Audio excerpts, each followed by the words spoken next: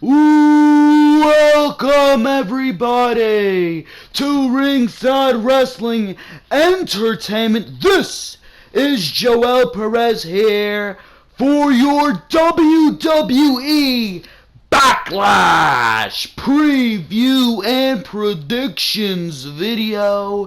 Here today we're going to discuss everything concerning WWE Backlash and what I think are going to be the results of that pay-per-view. I am so sorry, ladies and gentlemen, that we did not get to this earlier. I wanted to upload this around 7 or 8 o'clock. It's now 10 when I am starting to make this video. I had to record the gameplay first of all. Some great gameplay that I got, especially Sami Zayn versus Baron Corbin. I loved playing that match. But, I mean, the heat wave, bro.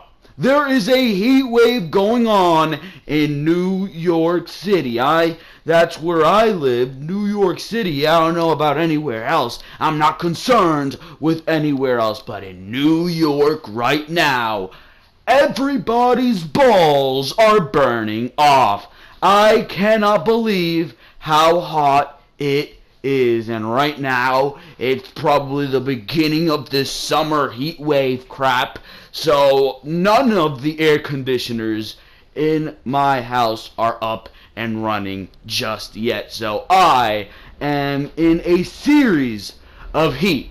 But besides that, besides all the complaining here today, let's talk about Backlash. But before I talk about Backlash, let me tell you about all the great stuff you can find on the Ringside Wrestling YouTube channel. Just 5 hours ago, damn, it's already been 5 hours, at 5 o'clock, I uploaded breaking news on CM Punk being offered $1 million by a wrestling organization in the UK under the name of 5 Star Wrestling. So make sure to go check that out. CM Punk, will he return to wrestling? Some very, very interesting news there. Monday Night Raw and Smackdown reviews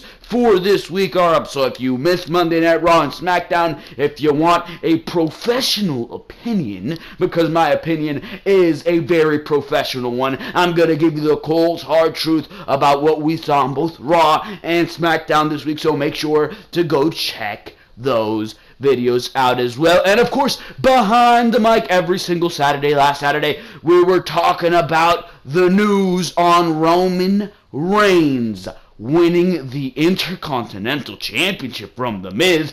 We're discussing that one on Behind the Mic. So make sure to go check all of that out. And I can guarantee you that tomorrow, Friday evening, I will have NXT TakeOver preview and predictions up and running. So make sure to go check out all that good stuff and to not miss any of the content on this channel, because tomorrow we're going to have NXT TakeOver preview and predictions. Saturday we're going to have a review for NXT TakeOver Chicago, and then on Sunday after Backlash we are reviewing that pay-per-view. So it's a busy week for the Ringside Wrestling YouTube channel, and there's no better time to subscribe than now. So make sure to subscribe to not miss anything, and click that little bell to get notifications straight to your phone. And of course, make sure to like, make sure to comment, and of course, make sure to hit that subscribe button. But for now, let's go into the WWE Backlash 2017 preview and predictions. Here we go. What match should we start with? Oh, right, we don't start with the match. We start with the build of this pay-per-view. Now, the build to WWE Backlash, I mean, it's been pretty decent. It has been pretty decent. Not as exciting as I hoped for it to be, I'll tell you that much. I will tell you that much. But it has been a very exciting build to this pay-per-view, and obviously, if you run down the card, it's a very attractive looking card that Smackdown has made for this pay-per-view. I mean, there has been a lot of inconsistency, if you ask me, in the Smackdown shows. Like I've been saying on my Smackdown review, every single week it's something different with SmackDown. 1 week it's good, 1 week it's bad. 1 week it's good, 1 week it's bad. 1 week it's good, 1 week it's bad. And really, the weeks that have been good are the weeks with Shinsuke Nakamura on them, and then the weeks that are bad are the ones that don't have Shinsuke Nakamura on them. And there really is no excuse to put on a bad show, even when Shinsuke Nakamura is not there. When you have talent like Randy Orton, AJ Styles, Kevin Owens, I mean, all these names, Sami Zayn, Baron Corbin, when you have all these talented names on your roster, there really is no excuse to be putting on a less than average show every week on SmackDown. So that has boggled my mind. But really, a lot of the things that have made the build to Backlash very underwhelming is the Jinder Mahal dilemma. It is the Jinder Mahal dilemma. I mean, when your WWE Championship feud is centered around building up a talent that really was at level 0. Usually, if there is a new talent that hasn't been exposed to the main event scene, they've at least been booked correctly, and they've been booked somewhat decent. Like if Sami Zayn were to step into the main event scene, we're like, Sami Zayn's been booked pretty decent. He hasn't been booked like a jobber. So I could see him going into the main event scene. Baron Corbin, another one. There's a lot of names on SmackDown who I can see going into the main event scene. But then they picked Jinder Mahal. And Jinder Mahal was a guy that a week before he won the Superstar Shake-Up, or not the Superstar, the Six-Pack Challenge, when he came from SmackDown to the Superstar Shake-Up. A week before, he was jobbing to Mojo Rawley, jobbing on Raw to Sami Zayn. He was jobbing to everybody in the goddamn company.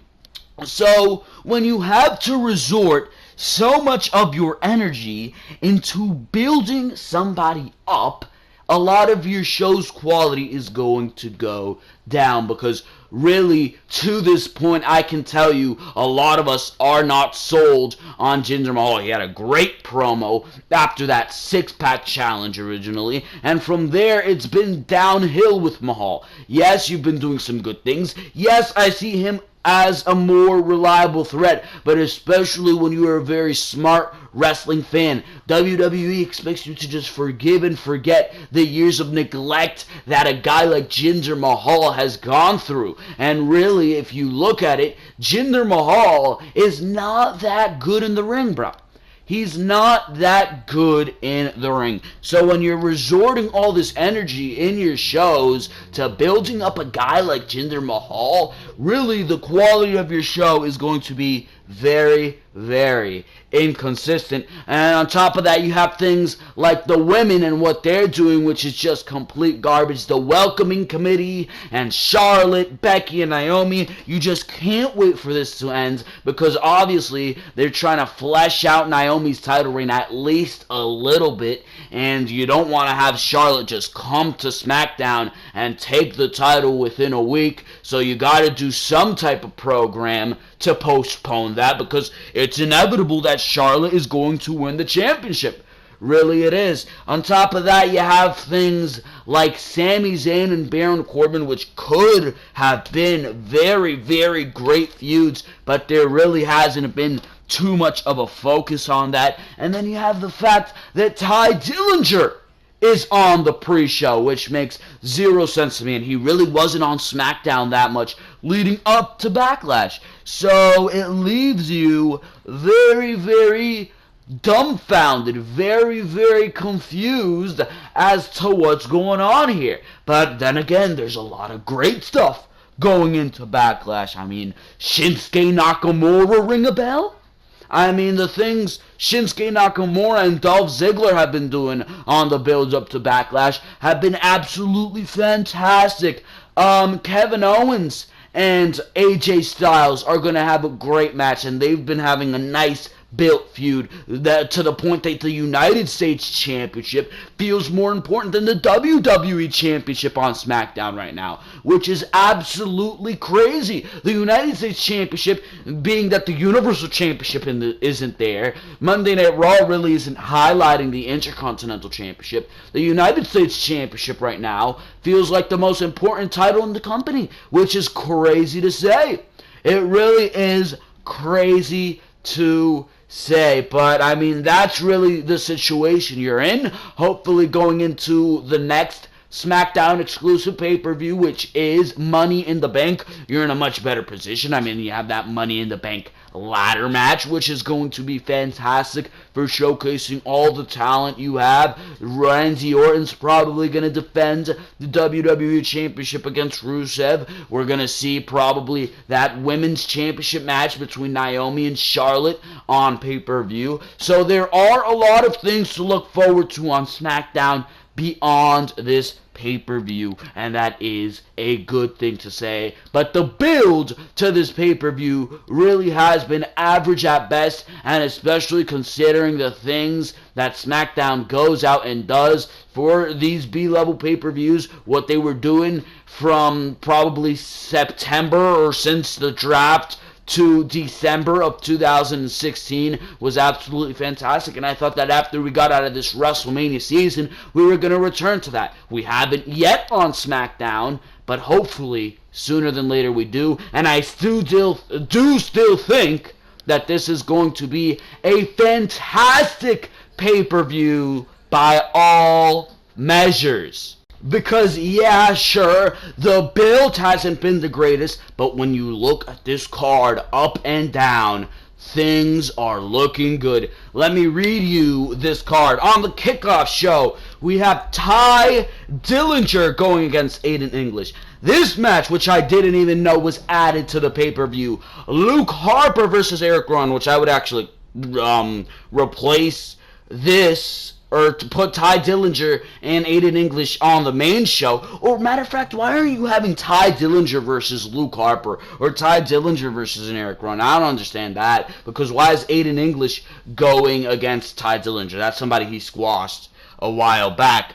But that's going to be on the pre-show. You have Luke Harper versus Eric Rowan, a match I'm very excited for, and Sami Zayn versus Baron Corbin. That's going to be a fantastic one. You got Charlotte, Naomi, and Becky Lynch versus Natalya, Tamina, and Carmella, which, despite the fact that the build for that match has been awful, could be a great six-woman tag. You have the Usos versus Breezango, which I am very, very, very, very excited to see. Shinsuke Nakamura versus Dolph Ziggler. Shinsuke Nakamura making his debut on the main roster in ring, of course. The United States Champion Kevin Owens versus AJ Styles, and that match is for the United States Championship. Probably going to be the match of the fucking night, which I can't wait to see. And you have, of course, Randy Orton versus Jinder Mahal for the WWE Championship. So up and down, this card is looking pretty damn good. It really, really is looking pretty damn good, and you cannot complain. So let's start off with that match on the kickoff show, which, do I even need to discuss who's going to win this match? Ty Dillinger, obviously going to pick up the win here. I don't know why you're putting him on the kickoff show. Ty Dillinger, I would have booked this guy as a bigger deal. I mean, look how over this guy is, and especially considering the fact that Backlash is in Chicago. Imagine the ovation Ty Dillinger would get on the main show. But you're putting him on the kickoff show and people are still filing into the arena. That is very unfortunate. I know you haven't had any programs with him, and he probably will have a program going into Money in the Bank, probably in the Money in the Bank ladder match. But you have to ask yourself, why is a guy like Ty Dillinger being put on the kickoff show. Really, very disrespectful if you ask me. This guy should be in a main feud, probably with Luke Harper, probably with an Eric Rowan if you want that face-heel dynamic. But, I mean, he is the perfect 10, and there's no excuse for him to be on the kickoff show. He will squash Aiden English, no doubt about it, and hopefully Chicago will go wild for the perfect 10. Moving on to Luke Harper versus Eric Rowan, which I didn't even know was on the Backlash card until 10 seconds before I started recording this video. So, I didn't know this was on the goddamn card. Luke Harper versus Eric Rowan. I believe Luke Harper will win this one. Do not know why these guys are feuding. Probably going to result in something where these guys become tag team partners, because I feel like that's the best place it could go. I mean, you think about it, no reason these guys are feuding. Former Wyatt family members, that's the only reason I really see. But, I mean, they could really be of use to the tag team division, considering the fact that the tag team division looking pretty empty right now. American Alpha, the Usos, and Breezango are the only legitimately built-up teams. Primo and Epico aren't doing crap. The Ascension aren't doing crap, not built up.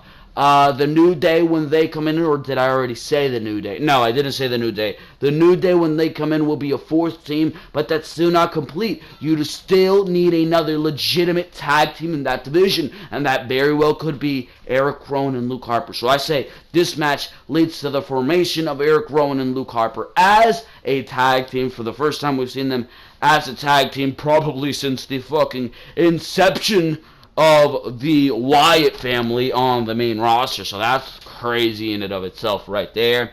But Luke Harper versus Eric Rowan, I mean, it was a match on Smackdown last time we saw it. Hopefully on pay-per-view they could amp it up. Hopefully the Chicago crowd will go crazy for this, but I doubt it. I mean, Eric Rowan versus Luke Harper, don't understand why it's on the card. Really, again, another match that has had zero build, and I mean, Eric Rowan won the last time, so, I mean, give Luke Harper his win back. Let him win on pay-per-view on Backlash. I mean, it's great that you're getting Luke Harper on the card. It really is great, but he hasn't been on SmackDown. He's been on SmackDown once in the build to this pay-per-view.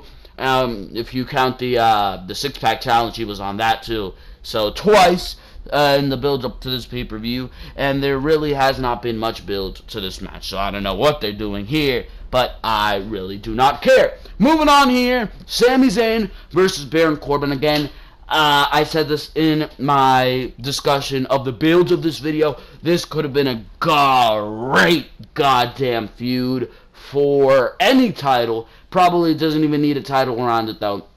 This could have been a great goddamn feud. Very minimal build, though. Very, very minimal build for this matchup, and that really does disappoint me, because the build for this match that you probably would have seen if these guys were in NXT would have been fantastic. These guys would have a classic rivalry of just hatred and demise. Really hasn't been spotlighted on SmackDown too much. You really haven't seen a promo between these guys or anything, and that very well is unfortunate. But when you're talking about the winner of this matchup, first of all, I think this matchup is going to be fantastic. The style of Sami Zayn, the quick, agile style of Sami Zayn would fit in perfectly with that beat your ass down style of Baron Corbin. So this match is going to be fantastic. There's no denying that. This match is going to be fantastic. I could already imagine all these spots in my head that would just be amazing. I mean,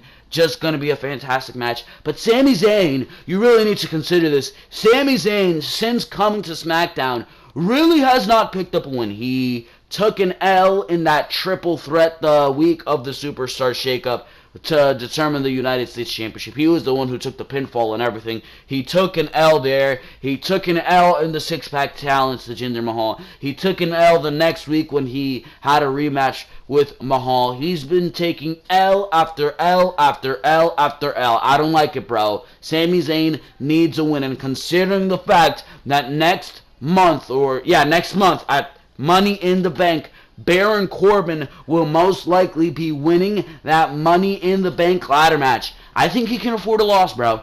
I think Baron Corbin can afford a loss. I know some people are saying this guy's a fucking monster. Why are you booking this guy to lose?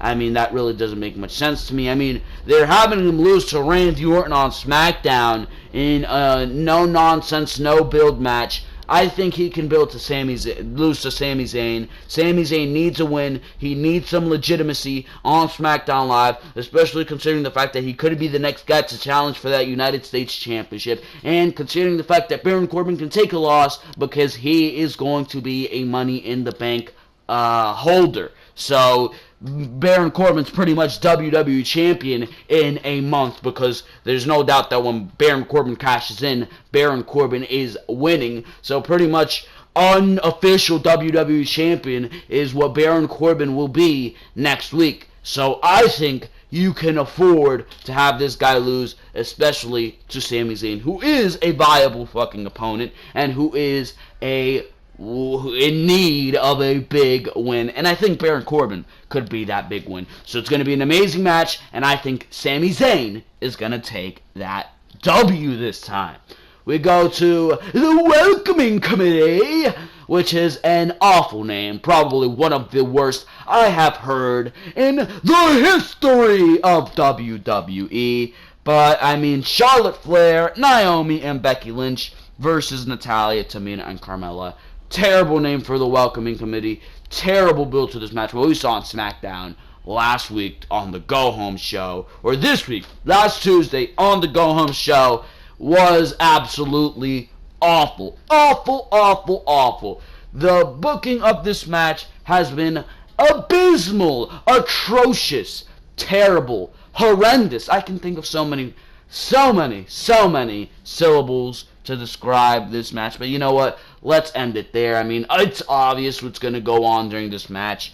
Either Charlotte, Becky, Naomi are going to win, which I think is the better of the scenarios, because the Welcoming Committee has done nothing but beat down. They've done nothing but win, to the point where Carmella, for some reason, got a win over Naomi, who's been looking like an idiot as champion. I mean, what the hell? It's a 2-on-2 scenario outside the ring. It's Becky Lynch, Natalya, Tamina, Charlotte. I think that's a fair scenario. Naomi feels the need to be looking at the outside, watching the fight, while her opponent is in the ring. And Carmella gets a roll-up win on Naomi. So that makes no sense to me. Been looking Naomi to look like a chump, a real chump, on SmackDown as champion, and Naomi is the exact opposite of that, but it's obvious what's going to happen here. Charlotte, Becky, and Naomi will win. They'll finally get their comeuppance on this Welcoming Committee. Who the hell are they welcoming? Because Charlotte has been on SmackDown for over a month now, so I don't know who the hell you are welcoming anymore, but it's obvious Charlotte, as soon as they win, probably while they're getting their hands raised, is going to turn on them. She's been saying it, so there really should be no surprise here. She says that when I'm done with Natalya, Tamina, and Carmella, I am going for my championship. I'm going for my crown, so you better be ready. And Naomi has said, come at me, bro. So don't be surprised if right after that match, Charlotte makes a beeline for Naomi. Bada boom, shakalaka, takes both of them out, and claims her stake, or takes her claim for the Women's Championship. So that's what I think is going to happen there. It's probably going to be a very decent 6-man tag. Probably the best we can get out of a 6-man tag is what we're going to get. So I don't know. Here we go. A match that I am actually excited for on this pay-per-view. The Fashion Police, Breezango, versus your tag team champions, the Usos. Now, this match is very exciting because one of the things about this match is that you really don't know which way it could go. You really do not know which way this match could go. It could really go either way. Either you can give the Fashion Police the rub, and you can have them win the Tag Team Championships, which I would love. Don't get me wrong, I would love to see that result. And this match is probably going to be fantastic, by the way. The in-ring style of Tyler Breeze and Fandango, who are both excellent in the ring and really don't get their due that often. Tyler Breeze is fantastic in the ring. Fandango, Johnny Curtis, I don't know why I said Johnny Curtis is fantastic in the ring. Both of them are absolutely great in the ring, and they really don't get their due. Same thing with the Usos, bro. The Usos are great tag team wrestlers. We really could see these guys put on a fantastic tag team matchup, and that's probably one of the things I'm most excited for when it comes to this matchup. But another thing is the unpredictability of it. I really cannot predict to you what is going to go on in this match, because we could see Fandango and Tyler Breeze finally get their due. Finally, Tyler Breeze wins gold. Finally, probably, has Fandango won gold, bro? No. Finally, these guys are going to win gold in the WWE, and it would be fantastic. It'd be a great feel-good moment to send people home happy, bro. It really would, because this show is probably going to end with Rusev attacking Orton. AJ Styles ain't beating Kevin Owens. Shinsuke Nakamura is probably going to be one of the only feel-good things about this show, and his win over Dolph Ziggler. So, I mean, if you really want to add in that feel-good moment, have Breezango win the Tag Team Championships, because these are two very talented, entertaining guys. I mean, look at their gimmick, bro. That gimmick spikes or just spells and screams at you originality. The originality that these guys have in their minds to come up with a gimmick like this is amazing. So, I mean, great shit could go on with them as tag team champions, and I would love to see them have that reign. But then again, you look at the way the tag team title has been booked over the past couple months, ever since that draft. I mean, it's been flip, flop. You had Rhino and Heath Slater hold it. That's taken by, I believe, the Wyatt family. Was it taken by the... Yeah, the Wyatt family. Was it the Wyatt family, bro? Yes, the Wyatt family. That's taken by the Wyatt family. American Alpha takes it, and then American Alpha holds it for 2 months. Heath Slater and Rhino held it for 2 months. The Wyatts held it for a month. Then from American Alpha, you go to the Usos. So that's been 4 title changes in the span of a couple months, and it's about to be 5. I mean, it's been like, what, 9, 8 months since the Superstar Shakeup. 4 title changes is not good, and I really don't like all these title changes that we've been seeing with all the championships in the WWE. How long have the Usos been tag team champions? 2 months? I mean, that's a very short reign if you ask me, and especially considering the fact that the Usos still have a lot to do with those belts. I mean, the New Day is about to come in, and I'm sure, very sure, that the WWE wants to put the New Day in a program with the Usos. And if they are going to have that program,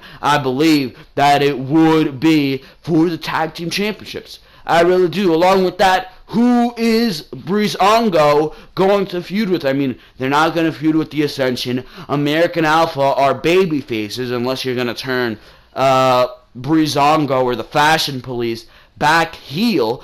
Who are they going to feud with? The New Day, clear-cut baby faces. I don't think Fandango and Tyler Breeze are going back to being heels anytime soon, and most of the teams on Smackdown are heels. And I'm not counting Primo and Epico, bro.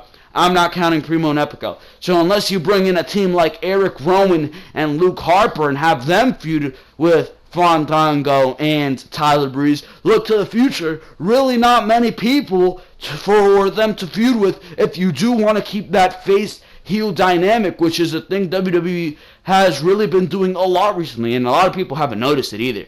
But really, what do you want to do there? With the Usos, there's a lot more possibilities. You can revisit their feud with American Alpha, which I know a lot of people are tired of. You can have them face The New Day, you can have them do a lot of things. You can have them face Breezango again. So there are a lot of possibilities in this matchup. But I say, if you ask me, keep it on the Usos because the Usos still have things to do with those belts. And I mean, if you think to the SummerSlam, you want to bring in Tommaso Ciampa and Johnny Gargano. Ooh, DIY versus the Usos.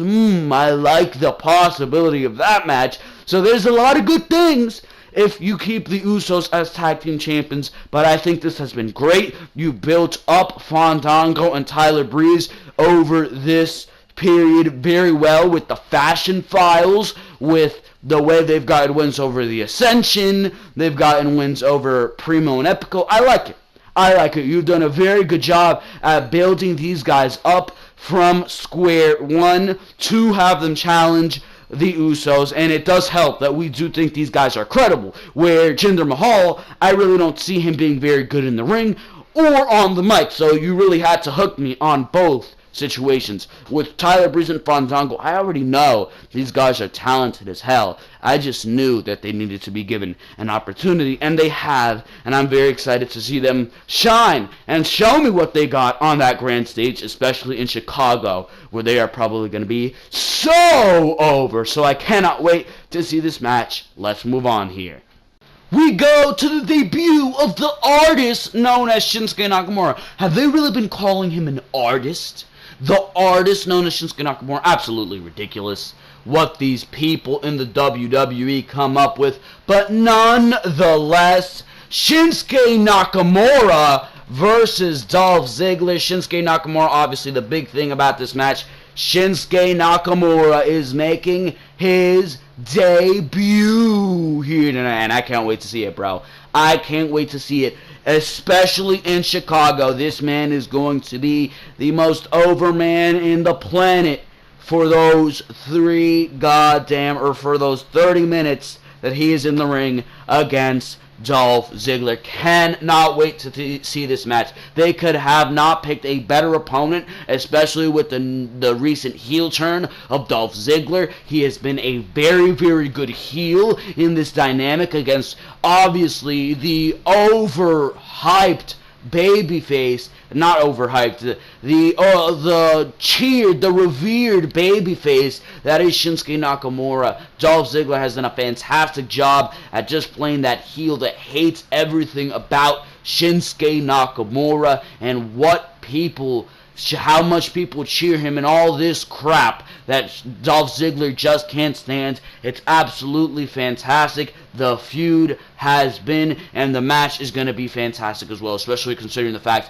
that after Smackdowns, these guys have been working house shows. They've been getting used to each other's in-ring style for that final product at WWE Backlash to be perfect, and I cannot wait to see what these guys are going to do in the middle of that ring. The excitement level is there. It's the excitement you felt with the debut of Shinsuke Nakamura a year ago at NXT TakeOver Dallas. You didn't think you would get to relive that, but they've done everything correctly. They've done the thing of putting Nakamura on television every other week, of making Shinsuke Nakamura feel like a special attraction, and Smackdown, the people booking these shows, have done exactly the correct thing that they needed to do, and they've made this feel like the excitement that we felt last year when Shinsuke Nakamura was making his debut in NXT against Sami Zayn, and they've probably picked an opponent in the ring-wise with Dolph Ziggler, who is just as good as Sami Zayn was last year. I am excited to see this match. Don't expect a classic. But I mean, it's going to be fantastic to see what these guys are going to do in the ring, and expect a great match. I'm not going to tell you to expect a classic, but expect a goddamn great match. And with the buzz of Chicago, with the crowd that has the ability to make a show fantastic, from great to fantastic to a classic, I mean, I cannot wait to see this matchup. We go to the United States Championship match. And by the way, but before I move on, Do I even need to discuss that Shinsuke Nakamura is going to win that match? Do I even need to discuss that? It's very unfortunate that Dolph Ziggler has been sidelined, where he's at the point where he's putting younger talent over. And yes, it does show the respect that WWE has for Ziggler, but it's very unfortunate to think that he never really had that run where he got himself put over. Yes, there have been world title wins in the past, but those have been very stop-and-start pushes, and it's very unfortunate to see Dolph Ziggler have to put other guys over like this. But this has been a great feud for Ziggler, and it has kept him in the spotlight. So, I mean, I guess it's a win-win. I guess it is a win-win. But obviously, Shinsuke Nakamura is going to win that match. No need to discuss that. No need to discuss that. I mean, I saw What Culture making a video why Nakamura needs to win. Obviously, he's going to win, you retards. Anyways, moving on here. United States Championship match. AJ Styles, Kevin Owens. Do I even need to discuss how fantastic this match is going to be? No. No, I don't. This match is going to be awesome. You know that. AJ Styles, amazing in the ring. Probably the best wrestler we have today, compared to Shawn Michaels in my book. Shawn Michaels, my favorite wrestler of all time. In ring, of course. My favorite wrestler of all time is Shawn Michaels. And when I see AJ Styles wrestle, I see Shawn Michaels, bro. I see Shawn Michaels. Kevin Owens, super awesome in the ring, bro. People calling this guy fat in the WWE. Vince McMahon having problems with Kevin Owens being fat. Shut the hell up and look at what this guy is doing in the middle of the ring. He's putting on fantastic matches, and I expect him to do exactly the same with AJ Styles this Sunday in a match that's probably had the best, after Shinsuke Nakamura and Ziggler, the best builds on this pay-per-view. The United States Championship feels very important behind Kevin Owens right now, and I cannot wait to see what these guys do in the ring. I think Kevin Owens is going to retain here. Don't really think AJ Styles needs to win. AJ Styles is going to go in to SummerSlam and win the WWE Championship from Randy Orton. So I really feel that there is zero need for AJ Styles to have to win the United States Championship, because you know he's dropping it right away if he does win that United States Championship. So it really would make no sense to take the title off of Kevin Owens again. But what you have to be excited for here is the quality of the matchup. What these two are going to do in the ring is going to be fantastic. The moveset of Kevin Owens is amazing. The moveset of AJ Styles is amazing. And if there's something about this match to be excited for, it's what is going to happen in the ring, because it's going to be the best thing you have ever seen in a while. Probably going to be match of the year. We really haven't seen many matches of the year yet in 2017. But if there was one, first of all, AJ Styles and Shane McMahon probably the match of the year for WWE, at least in 2017. Which, I mean, isn't saying a lot. Really isn't saying a lot.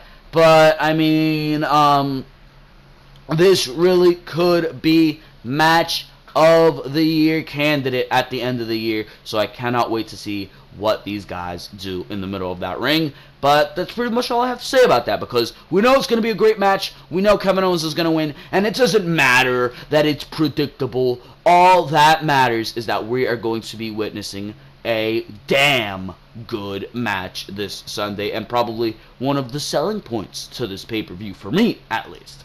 Moving on here to the WWE Championship match, final match on the card here. Jinder Mahal and Randy Orton. Do I even need to discuss who's going to win this match? I've discussed at the beginning of the video the build for this matchup. Jinder Mahal, really, when you're putting all your resources to building this guy from square one, really not much to say. This guy, not very good in the ring, if you ask me. I'm not sold on his in-ring ability, and we've seen the build to this matchup. It's been mediocre. Now we just have to look forward to what's going to go on in the ring, and I really don't expect much with the stoic, boring in-ring style of Randy Orton, where he has a headlock in for 2 minutes, blah, blah, blah, blah, blah, and they actually had controversy about that on Twitter over the past week, so make sure to go check up on a story on that. Probably going to report that on Behind the Mic. But, or talk about that on the behind the mic, because there's no reporting to do anymore. But, I mean, with the stoic in-ring style of Randy Orton, we saw a match between Jinder Mahal and AJ Styles. Yeah, the phenomenal AJ Styles, ladies and gentlemen. We saw a match on SmackDown between Jinder Mahal and AJ Styles, and not even AJ Styles, the person who is probably the best wrestler in the world right now, couldn't even bring Jinder Mahal to a good match. That match was It was So if not even the best wrestler in the world could bring Jinder Mahal to a good match, what gives me hope that Randy Orton is going to bring Jinder Mahal to a good match? Because I know for a fact Jinder Mahal is not an in-ring general, and Randy Orton really doesn't seem like the type of guy who's going to put on a fucking great match in that ring when he's calling the action. So I don't know what they're going to do here. I'm not very excited for this matchup.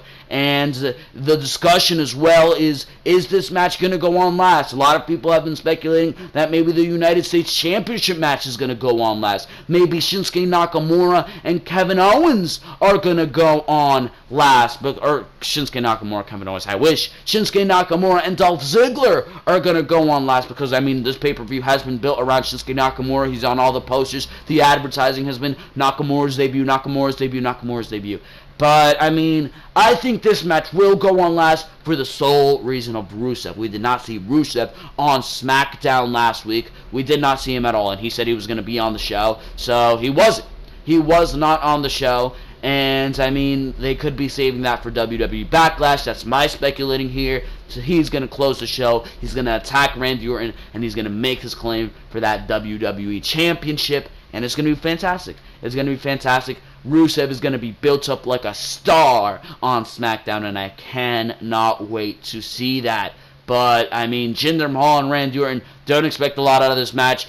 Jinder Mahal will lose here. It would be absolutely shocking to see Jinder Mahal win the WWE Championship. I do think this is a one and done. Jinder Mahal really hasn't shown me much. I am still to this point, and there's 3 days. This is Thursday. There's 3 days until the pay-per-view at this point. I am not sold on Jinder Mahal whatsoever. I am just waiting until this is all over with and we can move on to bigger and better things, and those bigger and better things are Rusev, are Baron Corbin, are AJ Styles. So those are your Backlash preview and predictions, ladies and gentlemen. I hope you enjoyed all my opinions here, and of course, make sure, ladies and gentlemen, make sure to comment what are your preview and predictions for WWE Backlash. This is going to be a great pay-per-view. Tell me what your thoughts are. Are you excited going in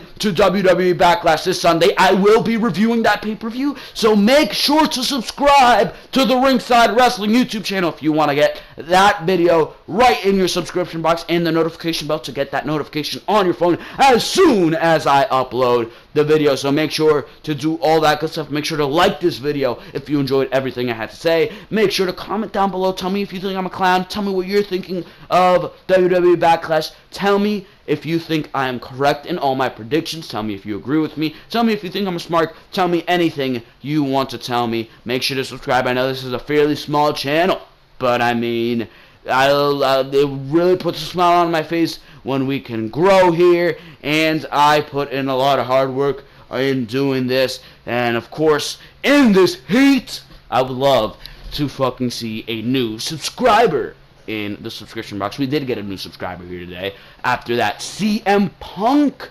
video. So, I mean, things have slowed down on YouTube a lot, but I mean, that CM Punk video doing quite good business for me right now, because it's breaking latest news, and that's what you're going to get on the Ringside Wrestling YouTube channel. Make sure to go check out the Monday Night Raw review. Make sure to go check out the Smackdown review Twitter account of the same name, Behind the Mic, last Saturday, where we cover all the news in the WWE. Make sure to go check that out as well, and make sure, of course, to like, comment, and subscribe. For now, ladies and gentlemen, this has been your Ringside Wrestling Backlash preview and predictions, and for now, this has been Joel Perez, and I am out of here. Thank you very, very, very much for liking this video, and I will see, or for watching this video. I'll thank you if you like it too. But for now, this has been Joel Perez, and make sure to go check out